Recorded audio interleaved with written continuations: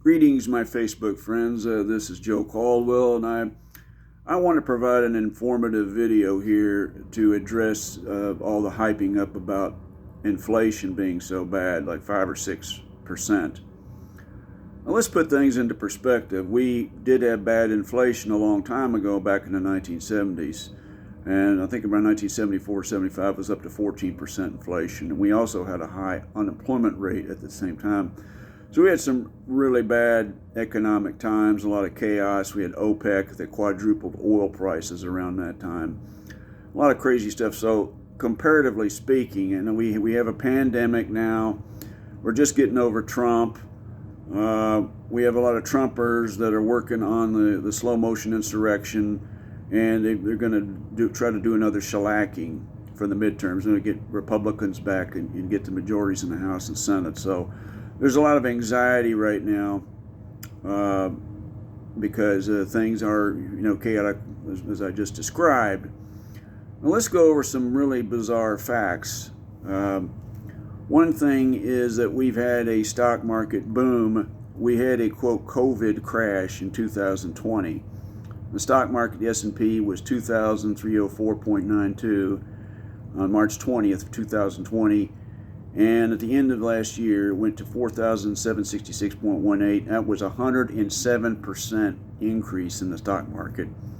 Currently, as it is now, we've gone up 88% since the COVID crash, since March 20th of 2020. We've gone up 88%. So who's getting Bezos, Elon Musk, Bill Gates? These are the folks that are getting all that money. That 88% ain't going to you or me, my Facebook friends who are struggling to pay the bills, or your middle class or whatever. You're not getting that 88% boost in income. So these stock market bubbles pump up the super rich people. I mean, I have a few stocks and bonds, but I mean, I'm far below median income. Now, inflation is due to certain companies they're jacking up their prices on things, and there's a shortage of certain things. Supply and demand is how prices and inflation are determined.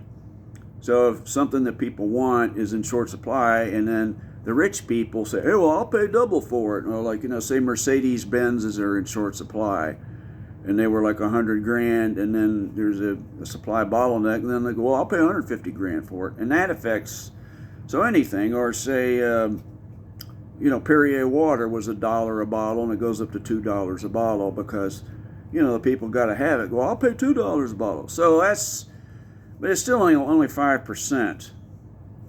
What are some of the important things to talk about? So the economy we have is a stock market bubble economy. And so from 2009 to the present has been pretty much predominantly a bull market. And I have it written down here. It's gone up 6.4 times in value from 2009 March, when it bottomed out, from the W subprime crash to the present. So this huge increase in wealth for 13 years. And who's it going to? It's going to Bill Gates, Elon Musk, Jeff Bezos, the guy that runs Apple, what's his name, Cook.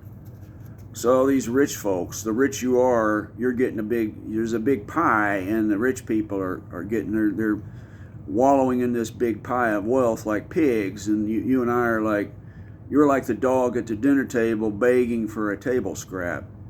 That's what So that's the deal with the new economy that we have now. And we did have a great economy for about 25, 30 years, from World War II to the 70s, in which there were such things as labor unions to guarantee wages. There was a manufacturing economy. And it's kind of a bizarro situation because the United States was by far the dominant country in the world. And we were helping rebuild Europe and so forth. There's a lot of bizarre situation. And we had a gold standard.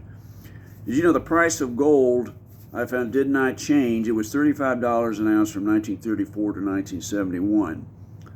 So it shows an extreme stability in the economy.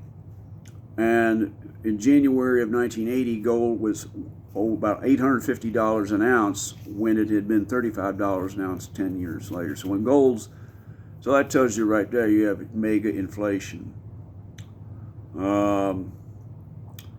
I would say that if we're probably due for a stock market crash, and so if and when that happens, this is hypothetical, and so if you own gold or silver, you'll be doing good. So any smart person with a diversified portfolio will own precious metals. They're not going to have everything in gold, silver, but they'll have stocks, bonds, and they'll have some gold or silver, platinum, whatever. Also, there's the metals that are used in your cell phone and computer. They're called rare earth metals like osmium, palladium, and these other bizarre. Those things are also something that probably you invest in companies that mine those specific things that are used in your cell phone and your computer. Well, I'm just rambling on here, and I wanted to share some of my thoughts on the current situation about this inflation. So I don't think it should get 80% of our news time, or I guess it's getting 40%. Ukraine, the possible invasion, is getting a big chunk of that time. Well, anyway, I'll talk to you guys later. Have a good one.